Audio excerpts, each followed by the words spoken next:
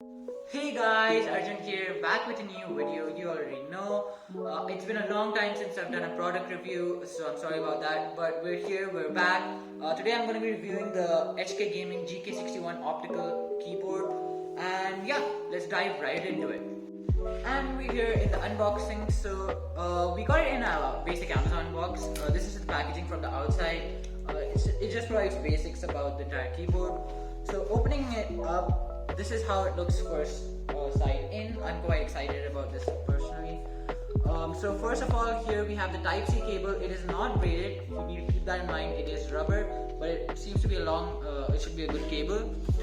Then over here we have the keyboard itself. Let's keep that aside for now. And over here we have two more contents, which is the keycap color and the switch color.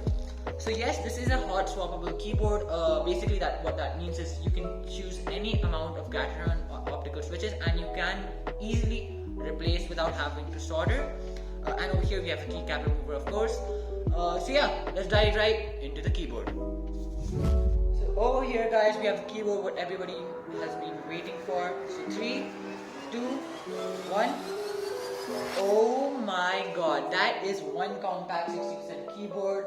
You already know, it just looks like fire. It looks like I'm a pro gamer now.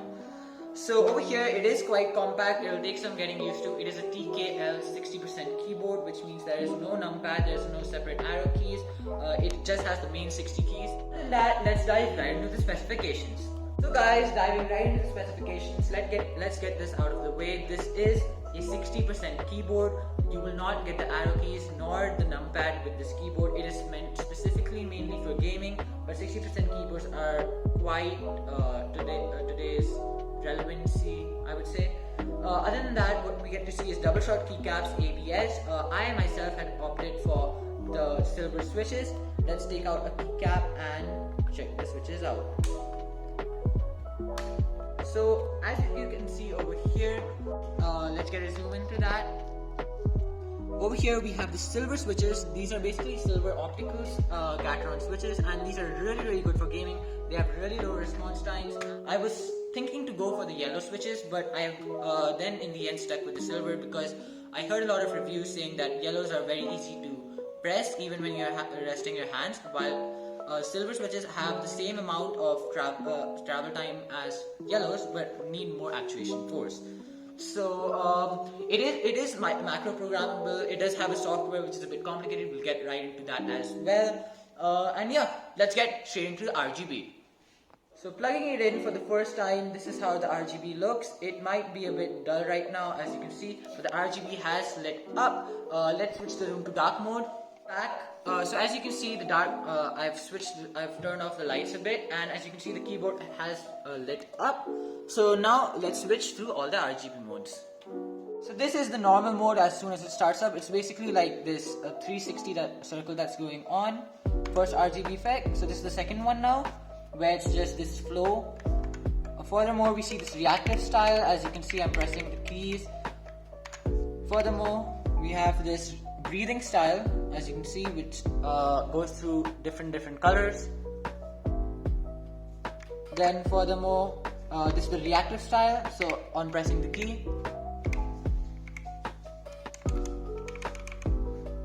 So furthermore, over here we have, I'm thinking this is solid colors. Yeah, so this is solid colors. This is like a wave effect, as you guys can probably see. Over here we have RGB coming in from both sides, so it's more like a wave. So this is more like a snake effect, as you guys can see. So this is more like an arrow display. So the middle one is the only one working towards the opposite direction of the upper and bottom. This is basically creating a heart. Over here again we have a more more of a rainbow vomit is what I would say.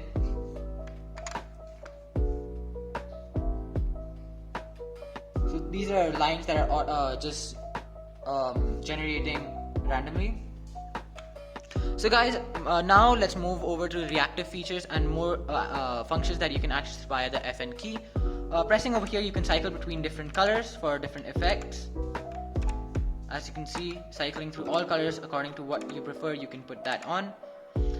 Then furthermore, over here we have increasing and decreasing of brightness with the FNP. So this is the maximum brightness, and then reducing brightness by each step till it completely turns off. Furthermore, over here with the FN and left bracket key, we can turn off RGB for the keyboard and turn it back on. And over here we have increase in speed, so as you can see, and then decrease in speed as well. So now let's move on to media keys that we can access via the FN key again. So basically with the 60% form factor, you can't get a lot of features. So what HK Gaming has done is provided us with all these hypershift keys that can be accessed via the FN, like I said. So over here we have FN plus this would play, back, forward, mute audio, reduce audio, increase audio, and then all of our other delete, end, page down, INS, home, page up, scroll lock, pause. These all have been implemented via the FN key. So now let's move on to the sound test.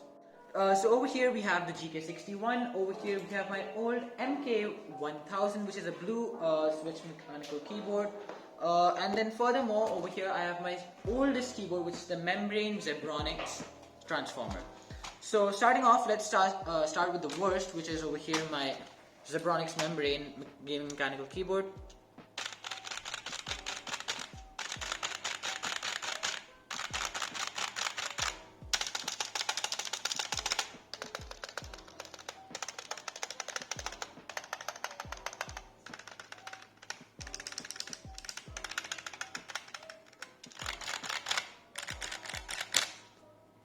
Furthermore, let's move to my MK1000 with the blue optical switches, as you can see from over here. So as you can see, the blue mechanical switches.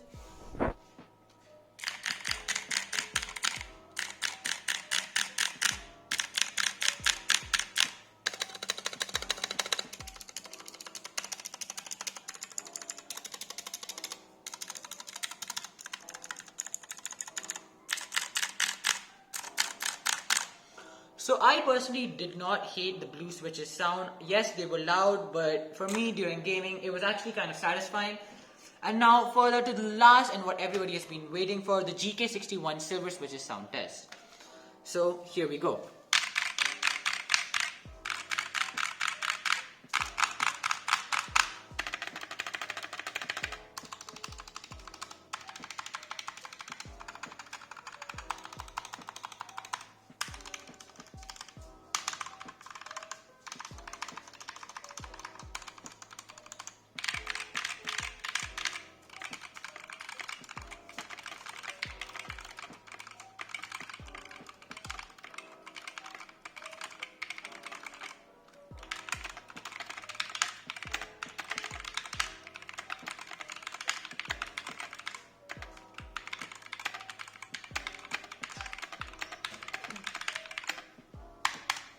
Now let's get into my final and personal opinion.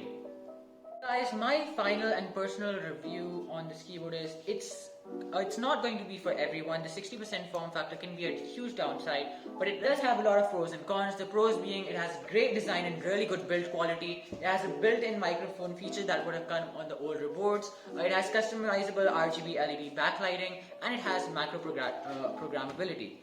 Other than that, the RGB it's stunning. Even in the bright sunlight coming on the keyboard, you can see the RGB via the camera. It may be a bit laggy because of the 60Hz camera, but other than that, this keyboard is an absolute beauty. Now the form factor might be a bit of a con for people who have been used to full keyboards or TKL keyboards, but I can tell you that you will get used to it quite quick. I am going to be doing a follow-up video on my keyboard about a month from now or maybe a week from now, but we'll see and how I feel my usage in it. I am also going to be doing another video on the software, and I've heard that the software is a bit complicated, so I'm looking forward to discussing it with you guys.